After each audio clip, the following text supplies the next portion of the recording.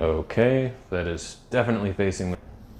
There we go. So I wanted to make a quick little video that kind of talks about why there's a housing crisis, in quotes, because crises are typically something that humans don't have control over, and when it comes to housing, that's definitely not the case. The running theme throughout this video is just going to be interventionism and actions that the government takes, and its staggering levels of overreach that kind of is the hallmark of all of American history, I guess you could say, especially after the Civil War, that have led us to this point to where now if you're a millennial or a Zoomer, I mean, it's so difficult to get into property, especially with prices as high as they are now, that it's ridiculous. So something that we've seen in a lot of other Western countries, and recently especially, it has to do with how much currency was created as a response to a 1% death rate.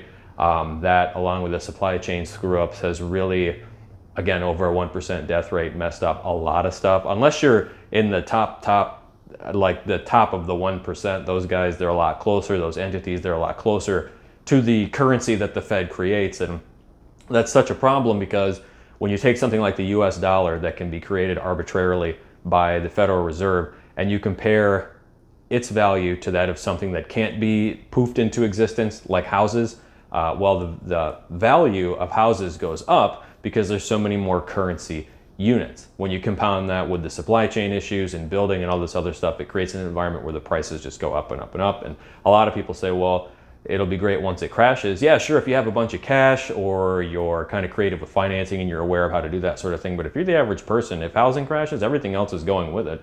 And even if you do still have a job, rates will probably be a lot higher. So that $100,000 house that with taxes, principal, and interest might have cost you, $800 a month is now going to be $2,000 a month. So it's not really as simple as just hoping for a crash, especially if you're, 60, 70% of Americans can't afford $1,000 surprise expense.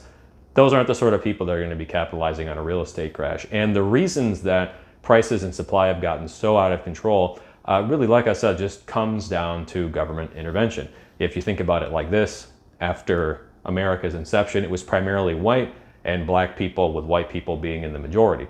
Since the 1960s and 50s, the replacement rate, or the amount of children per woman that whites in particular have been having, has basically tanked to where if it wouldn't have been for the Hart-Celler Act and literal tens of millions of immigrants coming into the country, we would basically inhabit a ghost town everywhere. I mean, the real estate would be so cheap, it would be mind-boggling compared to prices now, simply because people literally don't exist to live in those houses. So rather than letting that whole cycle sort of take place naturally, we're now, okay, there's not a lot of people, everybody's kind of like, wow, maybe we should have more kids, housing's really cheap, this, that, and the other. They just imported a bunch of people, and that's a whole nother, it's an absolute shit show with immigration in the United States. Beyond that, building a new house is extremely difficult.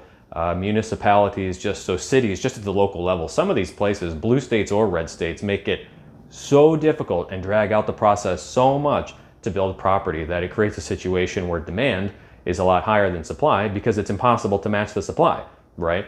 And then the issue with the currency creation, making so much more of the dollars for a limited amount of something like houses. It's just all these different factors combined to create an environment where if you're 18 to 35, it is extremely difficult to get into property, especially if you're somebody who bought the lie of go to school and you'll be fine. When you get your bachelor's degree, you find out that getting a salary for more than $40,000 or $50,000 a year is a lot more difficult than you might have thought. And on top of that, with the stringent debt-to-income ratios and all these other roadblocks placed or put in place after 2008, it's so tough to get a place. My neighbors just a few doors down here were telling me about how they bought a house subject to the existing financing. Well, for a lot of the 20th century in the United States, at least, that's what people would do. So let's say somebody's selling this house, they've been living here for 10 years, they sell it to somebody for maybe a little bit of cash, that somebody moves in, takes over the payment. You can still do that, but the banks, in their infinite greed, have made it so it's a bit more difficult to do. They put a couple roadblocks in place, and I think it was after the 70s or 80s they added this thing called a due on sale clause, which is, you're not that likely to have issues with it, but it is always there. So if you do move into somebody's house, get on the deed, go through all the proper channels, there's always a small chance that they could call the loan due, and then you've got an issue. Does that happen very often? No, but it's enough to scare your average person who's not familiar with real estate away to the point where, they're not going to engage in something like that. And so all these things between the interventionism, the immigration, the lack of supply, the inflation, come together to form this manufactured crisis that puts people in a real bind, because now, we're this close to having hundreds of thousands of people enter the country per month. Food prices are going to go way up. So food's way up, housing's way up, gas is way up, all this stuff is going up.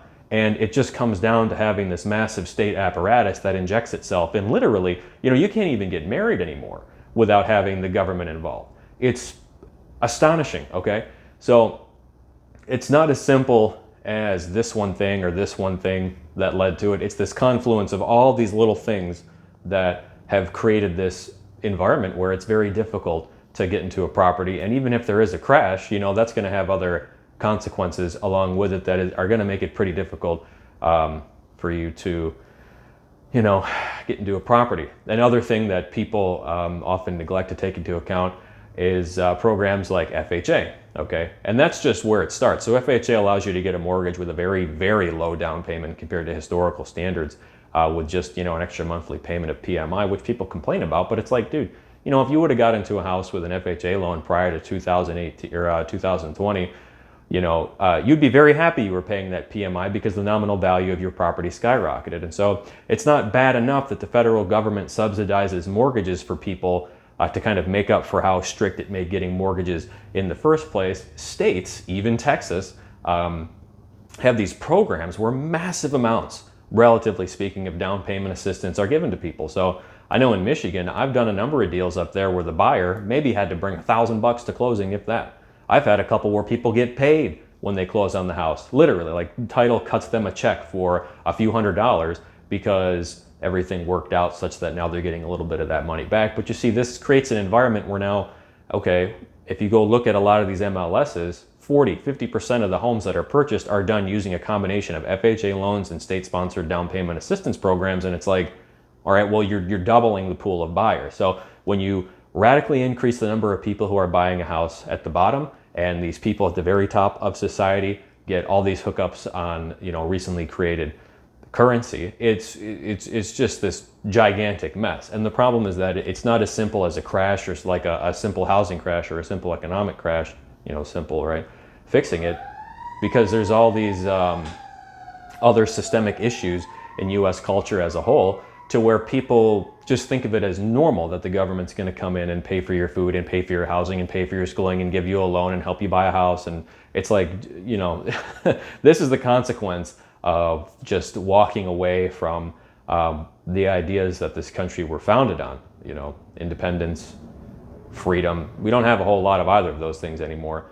And if anything, you're penalized for engaging in that. I shared a post today, I think it was about student loan forgiveness, because they're talking about forgiving huge percentages of these student loans.